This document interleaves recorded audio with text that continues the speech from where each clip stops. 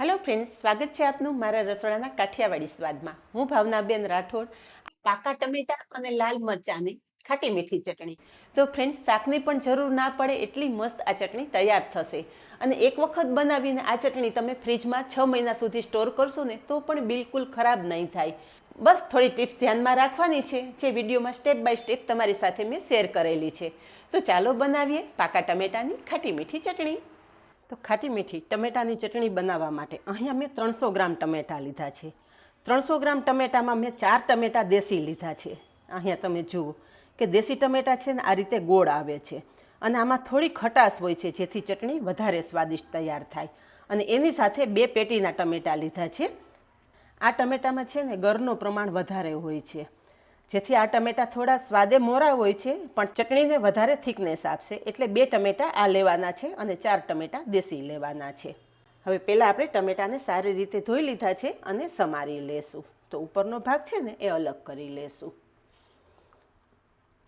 તો અહીંયા તમે જોઈ શકો છો કે આ ટમેટા છે ને આમાં ગરબનું પ્રમાણ વધારે છે। હવે હું તમને દેશી ટમેટું પણ સમારીને બતાવી દઉં। દેશી ટમેટામાં છે ને બી અને પાણીનું પ્રમાણ વધારે હોય છે। આના હિસાબે ટમેટામાં થોડી ખટાશ વધારે હોય, જેથી દેશી ટમેટાથી છે ને ચટણીનો વધારે સ્વાદ આવે। તમે સેવ ટમેટાનું શાક બનાવતા હોય ને તો પણ બને ત્યાં સુધી દેશી ટમેટાનો ઉપયોગ કરવાનો। સેવ ટમેટાના શાકમાં પણ દેશી ટમેટાનો ટેસ્ટ બહુ સરસ આવે છે। તો આ રીતે આપણે બધા ટમેટા સમારી લેશું। અહીંયા ટમેટા સમારી લીધા છે। ટમેટાની સાથે જ 2 લાલ મરચાં લીધા છે। અત્યારે લાલ મરચાં મારી પાસે હાજર છે, પણ તમારી પાસે લાલ મરચાં હાજર ના હોય ને સૂકા લાલ મરચાં પાણીમાં પલાળી દેવાના અને પછી ઉપયોગમાં લેવાના। તો બંને મરચાંના ડીટા કાઢી લીધા છે અને મરચાંના પણ આપણે મીડિયમ સાઇઝના ટુકડા કરી લેશું। આજે આ ચટણી કોઈ પણ વધારાની ઝંઝટ વગર આપણે તૈયાર કરશું। અને ફ્રેન્ડ્સ, તમને વિશ્વાસ નહીં આવે, આ ચટણી તમે એક વખત બનાવી લીધી ને તો શાકની પણ જરૂર નહીં પડે, એટલી મસ્ત આ ચટણી તૈયાર થાય છે। મરચાંમાં વચ્ચેનો બિયાનો ભાગ આપણે અલગ રાખશું। આ રીતે બંને મરચાં સમારી લેશું। હવે સમારેલા ટમેટા અને મરચાં મિક્સર જારમાં લઈ લેશું।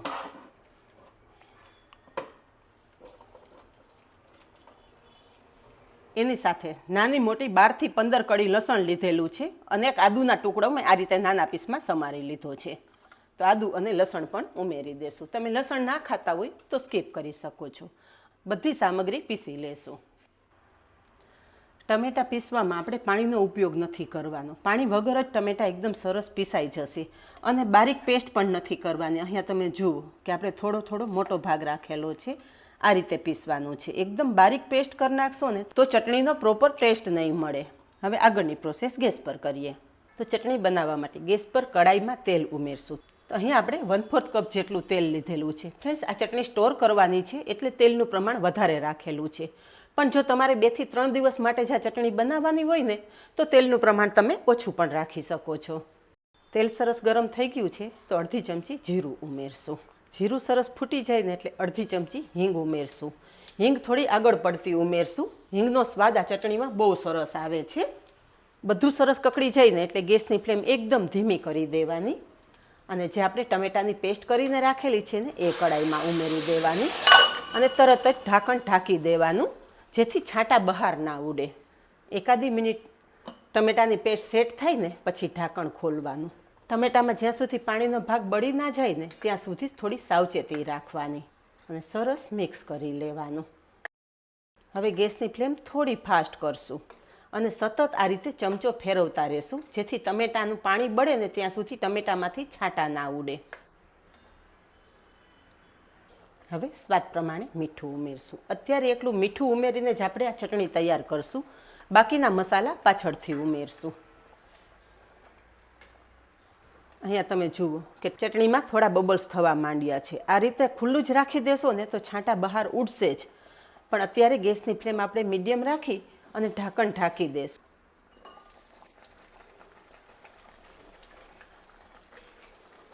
હજી ટમેટાની ચટણીમાં ઘણું બધું પાણીનું પ્રમાણ છે, એટલે એક વખત સરસ આ રીતે મિક્સ કરી અને ફરી ઢાંકણ ઢાંકી દેવાનું।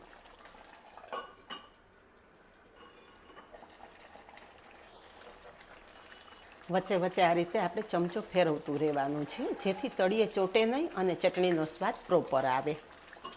ફરી પાછું ઢાંકણ ઢાંકી દઈશું। 3 મિનિટ જેવો સમય થઈ ગયો છે અને અહીંયા તમે જુઓ કે આપણી ચટણી સરસ થીક થઈ ગઈ છે, પણ હજી થોડું ઘણું પાણી છે એટલે એ પાણી પણ આપણે બાળવું જરૂરી છે. થોડું પણ પાણી રહેલું હશે ને તો તમારી ચટણી ઝડપથી ખરાબ થઈ જશે. ફરી 1 થી 2 મિનિટ સુધી આપણે ચટણીને વધારે કૂક કરી લેશું.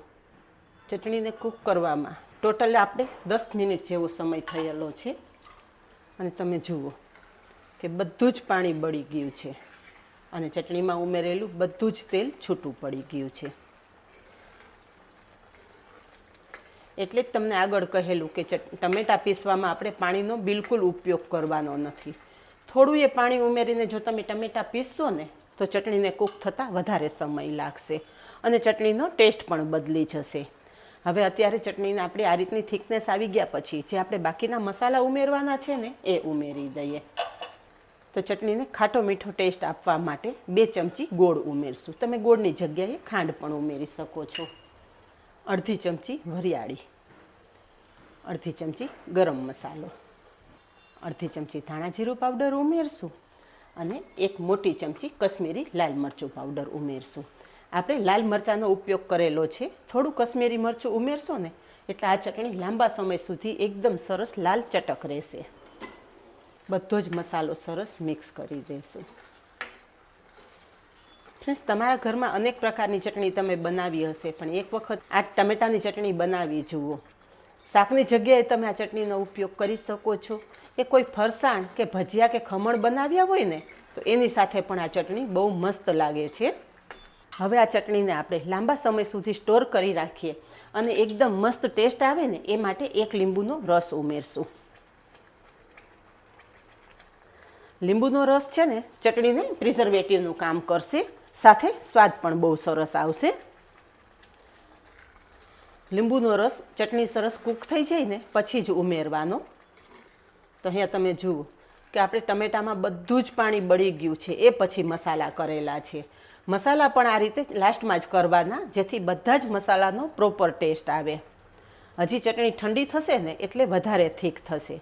આ ટાઈમે આપણે ગેસની ફ્લેમ બંધ કરી દઈશું. અહીંયા તમે જુઓ કે બધું જ તેલ છૂટું પડી ગયું છે. તો ફ્રેન્ડ્સ, તમે બધા જાણો જ છો કે તમારી સાથે અવનવા વિડીયો શેર કરવા માટે હું ઘણા બધા પ્રયત્ન કરતી હોઉં છું. તમને જો મારા વિડીયો પસંદ આવતા હોય ને તો વિડીયોને 1 લાઇક ચોક્કસ આપજો અને આવા જ નવા વિડીયો જોવા માટે ચેનલને સબસ્ક્રાઈબ કરી લેજો. અને હા, પાસે રહેલું બેલ પણ પ્રેસ કરી રાખજો જેથી આવનારા બધા જ નવા વિડીયોની નોટિફિકેશન સૌથી પહેલાં આપને મળે. અહીંયા ફ્રેન્ડ્સ, ચટણીનો કલર તમે જોઈ શકો છો કે એકદમ મસ્ત લાલ ચટક છે. ટમેટાનું બધું પાણી બળી જશે ને તો જ તમારું તેલ આ રીતે છૂટું થશે. આ રીતે કમ્પ્લીટ તેલ છૂટું પડી જાય ને ત્યારે જ સમજવું કે તમારી ટમેટાની ચટણી પરફેક્ટ તૈયાર થઈ ગઈ છે. આવી રીતે તમે તૈયાર કરશો ને તો પછી આ ચટણીને તમે 4 થી 5 મહિના સુધી એન્જોય કરી શકશો. બિલકુલ ખરાબ નહીં થાય. પણ ચટણીને ફ્રીજમાં રાખવાની, બહાર રાખવાની નથી. ચટણી સરસ ઠંડી થઈ ગઈ છે તો એક એરટાઇટ ડબ્બામાં ભરી દેશું. અહીંયા આપણી ટમેટાની ખાટી મીઠી ચટણી તૈયાર છે. લુક જોઈને જ ફ્રેન્ડ્સ તમને અંદાજ આવી જતો હશે કે આ ચટણી કેટલી મસ્ત તૈયાર થયેલી છે. અને સ્વાદ તો એવો કે એક વખત બનાવી લીધી ને તો વીકમાં 2 વખત તમારે આ ટમેટાની ચટણીની ડિમાન્ડ આવશે. એક વખત બનાવો તો 2 થી 3 દિવસમાં જ આ ચટણી ખલાસ થઈ જશે એની હું તમને ગેરંટી આપું છું. તો આજે બસ આટલું જ. મળીએ નેક્સ્ટ વિડીયોમાં. ત્યાં સુધી બાય. Thank you.